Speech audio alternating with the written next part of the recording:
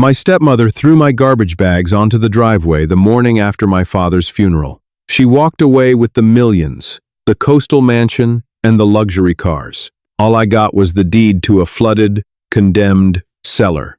She thought she had ruined my life, but she actually handed me the keys to a dynasty. The mahogany walls of Gerald Kensington's law office felt like they were closing in on me. The air was thick with the smell of old paper, leather polish, and Cynthia's suffocating, heavy rose perfume. Cynthia was my stepmother, a woman who had spent the last 7 years meticulously isolating my father David from everyone who genuinely loved him. Sitting next to her was her biological son, Gregory, who was busy scrolling through his phone, barely suppressing a smirk. My father had passed away just 4 days earlier from a sudden and aggressive heart failure. He was a prominent real estate developer in Seattle, a man who built his empire from the ground up. I had worked alongside him on construction sites since I was 15, learning the trade, pouring concrete, and understanding the soul of the buildings we raised. But in his final 2 years, as his health declined, Cynthia took control. She changed his doctors, isolated him at their Mercer Island estate, and strictly managed his communications. "Let us proceed," Mr. Kensington said, adjusting his reading glasses. He was a senior partner at Kensington, Barnes and Abernathy, a firm my father had used for 3 decades. But today the old lawyer wouldn't even meet my eyes. He read through the standard legal jargon, and then came the distribution of assets. "To my wife, Cynthia Ann, I leave the primary residence on Mercer Island, the entirety of my liquid assets held in the Chase and Morgan Stanley accounts, the vehicles, and a 90% controlling stake in Hayes Development Group." I felt the blood drain from my face. 90%, that was everything. The company I had bled for, the company I thought I was being groomed to run, and to my son, Thomas, Kensington continued, his voice dropping an octave. "I leave the subterranean parcel of Lot 42, located beneath the former brewery annex in Pioneer Square. Furthermore, I leave him my absolute faith that he will know exactly what to do with it." Silence hung in the room. Gregory snorted loudly, pocketing his phone. "A basement? He left you a literal basement?" Cynthia leaned back in her plush leather chair, crossing her legs. She didn't even try to hide her satisfaction. "Well, Thomas, it seems your father felt you needed to start from the bottom. Literally." "Mr. Kensington," I started, my voice trembling with a mixture of grief and pure rage. "There has to be a mistake. Dad and I had an agreement. I was the chief operations officer. That company is half mine by verbal contract, and we were supposed to draft the transition papers this month." "I'm sorry, Thomas," Kensington said, shuffling the thick parchment papers. "This will was revised and notarized 6 weeks ago. Cynthia was granted power of attorney shortly before that, but your father signed this of his own sound mind. The estate is settled. There is no room for contestation without entering a protracted legal battle that, frankly, you no longer have the funds to sustain." He slid a single manila folder across the massive desk toward me. It contained a yellowed, water-damaged deed from 1982. The property was a notoriously derelict lot in Pioneer Square, an area of the city known for crumbling brick facades and historical tours. But I didn't even get the building. The deed specifically outlined the rights to the sub-level cellar, a space the city had condemned a decade ago due to structural instability and flooding. It was entirely worthless. I walked out of the office in a daze. When I pulled up to the Mercer Island estate 2 hours later to pack my things, the locks had already been changed. Cynthia stood on the grand portico, flanked by 2 private security guards. She had anticipated my return. My belongings, everything I owned in the world, were stuffed into 3 heavy-duty black trash bags sitting on the wet asphalt of the driveway. "What is this, Cynthia?" I yelled, the Seattle rain starting to soak through my suit. "I grew up in this house." "This is my property now, Thomas," she said, her voice cold and entirely devoid of the faux sweetness she used around my father. "You have 30 seconds to get your trash off my driveway before I have you arrested for trespassing. Enjoy your cellar. I hear the rats down there are very hospitable." She turned on her heel and walked inside, the heavy oak doors slamming shut with a finality that shook me to my core. I loaded the bags into the trunk of my beat-up 2011 Honda Civic. That night, with exactly $340 in my checking account, I slept in the parking lot of a 24-hour fitness center. I stared at the ceiling of my car, clutching the yellowed deed. My father wasn't a cruel man. He wasn't a practical joker. Why would he leave me a condemned, rotting hole in the ground while giving the woman who clearly manipulated him everything we had built? The betrayal burned in my chest, hot and heavy. I didn't sleep a wink. I just waited for the sun to rise, deciding that I had nothing left to lose by going to look at the only piece of the earth I legally owned. The next morning, the sky over Seattle was a bruised, heavy gray. I bought a cheap flashlight, a crowbar, and a pair of heavy rubber boots from a local hardware store, leaving me with less than $200 to my name. I drove down to Pioneer Square. The lot was an absolute eyesore nestled between two newly gentrified coffee shops.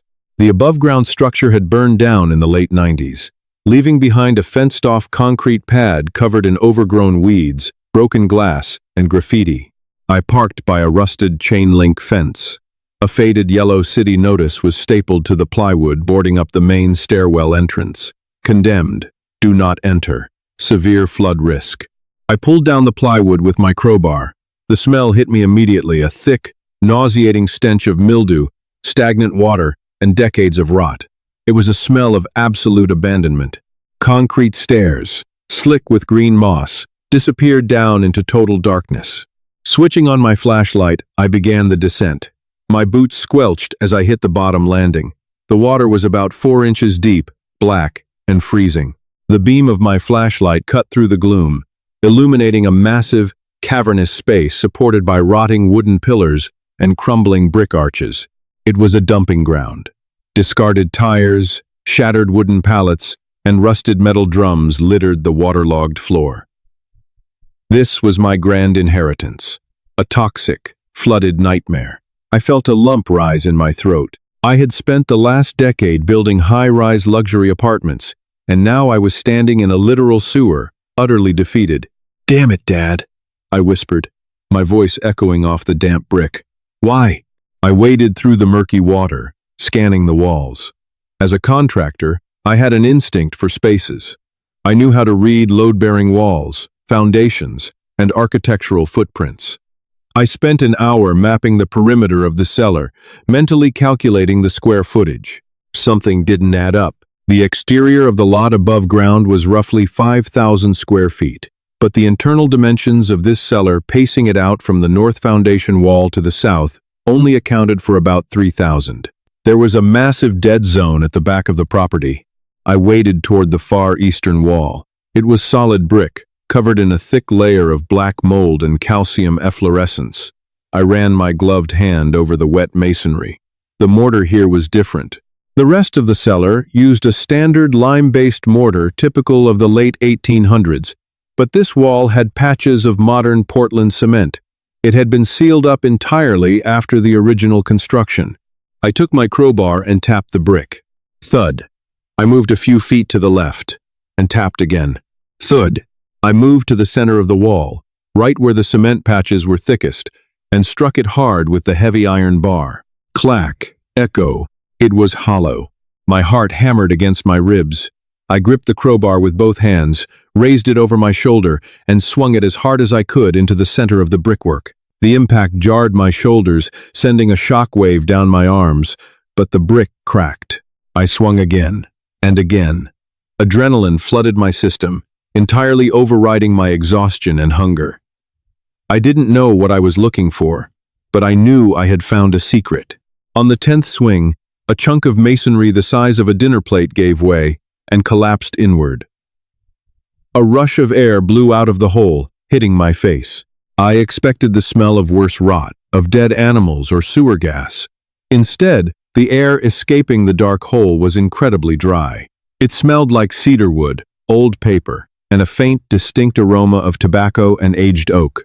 I frantically used the crowbar to pry away the surrounding bricks, tearing at the jagged masonry with my hands until the hole was wide enough to step through. I climbed over the rubble and shone my flashlight into the darkness. I stepped out of the freezing water of the main cellar and onto a perfectly dry, raised concrete floor. The beam of my light swept across the room, and I stopped breathing. This wasn't a neglected basement. It was a meticulously constructed, climate-controlled vault. The walls were lined with heavy-duty industrial insulation panels, and in the corner hummed a massive, commercial-grade dehumidifier hooked up to a standalone generator. But it was what filled the room that made my knees weak. Stacked floor to ceiling against the left wall were dozens of heavy wooden crates. They bore faded, stenciled logos from the 1920s and 30s. I stepped closer, wiping a thin layer of dust off the nearest crate.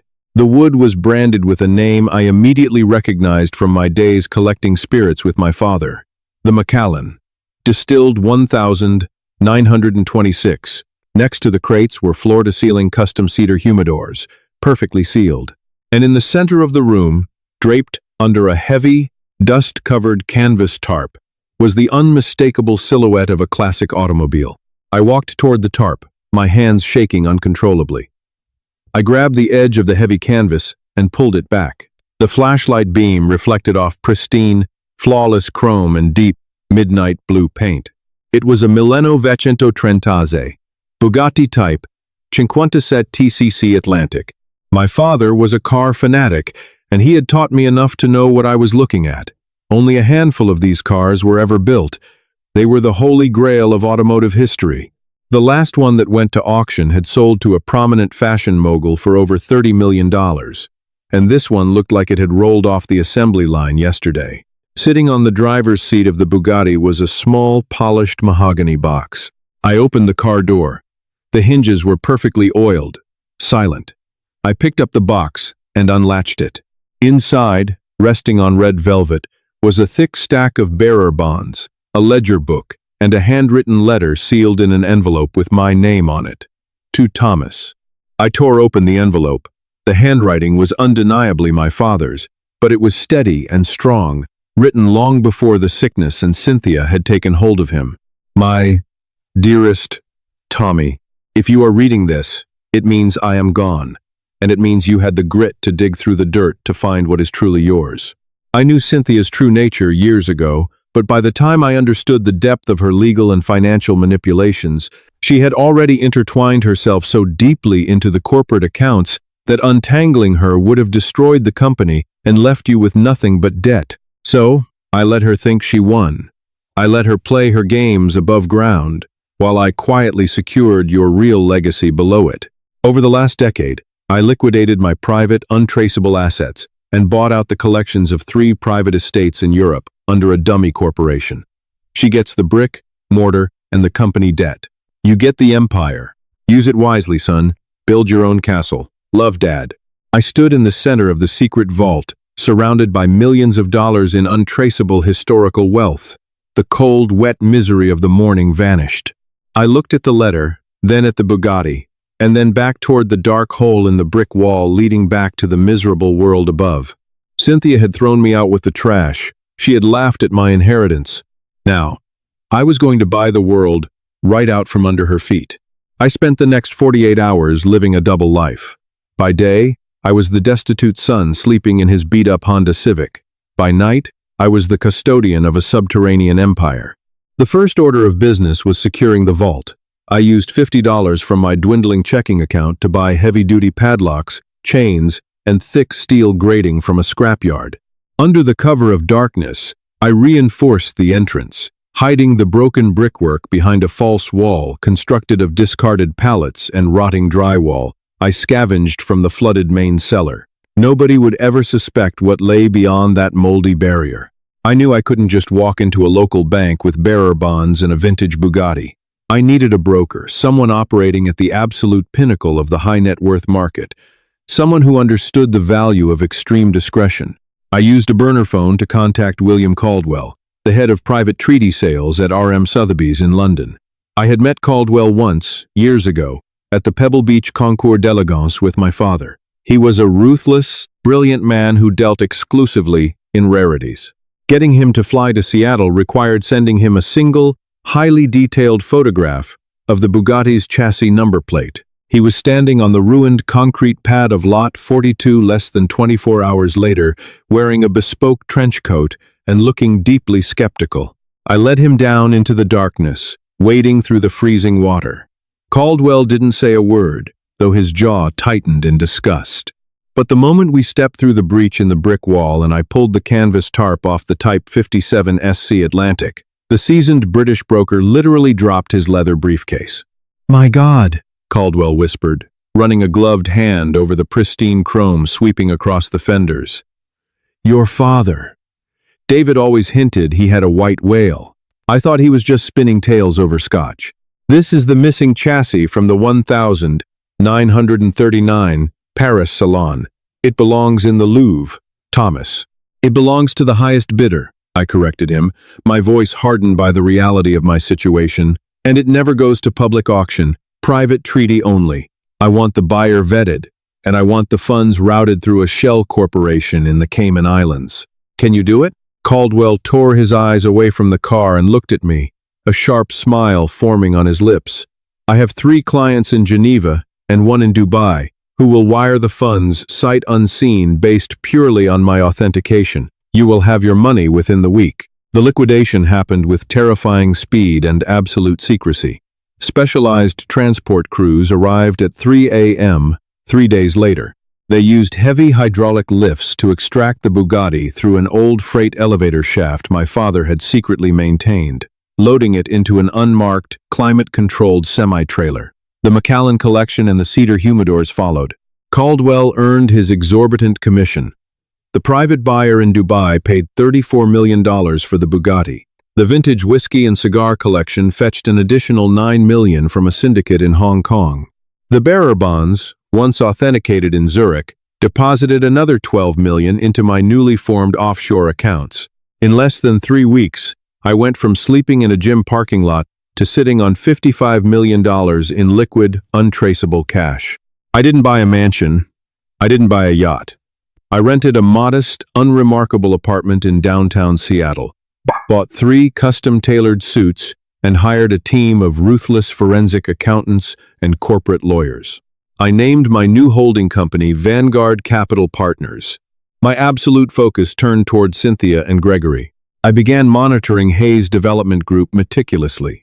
As my father's letter predicted, Cynthia's greed was her own undoing. She had immediately installed Gregory as the chief operations officer. Gregory was a boy who had never swung a hammer, never read a blueprint, and viewed the company simply as a personal ATM. Within 4 months, the cracks in their empire became massive fissures. Gregory alienated the labor unions, resulting in a crippling 2-week strike that halted construction on our flagship high-rise project downtown. To appease the board, Cynthia authorized the use of cheaper, substandard materials imported from overseas. It was a fatal mistake. The city inspectors flagged the steel framing, stalling the project indefinitely and racking up millions in daily penalties. Hayes Development was hemorrhaging cash. To cover the massive overhead and sustain their lavish lifestyle on Mercer Island, Cynthia did exactly what my accountants predicted. She leveraged the company. She took out high-interest mezzanine loans against the firm's remaining assets, using her controlling stake and the Mercer Island estate as collateral. She was bleeding in the water and she didn't even know the sharks were circling. I instructed Vanguard Capital Partners to quietly buy up Hayes Development's debt. We purchased the mezzanine loans from Chase and Morgan Stanley at a premium. By the 6-month mark, Vanguard Capital owned 90% of Cynthia's corporate and personal debt. I was, for all intents and purposes, her sole creditor. And then, Gregory made his final, magnificent blunder. He missed a quarterly debt covenant payment by 72 hours because he was vacationing on a chartered yacht in Monaco. The trap was fully set. It was time to spring it. The boardroom at Kensington, Barnes and Abernathy smelled exactly the same as it had the day I was disinherited. Leather polish, old paper, and Cynthia's suffocating rose perfume. I stood in the hallway, adjusting the cuffs of my charcoal Tom Ford suit.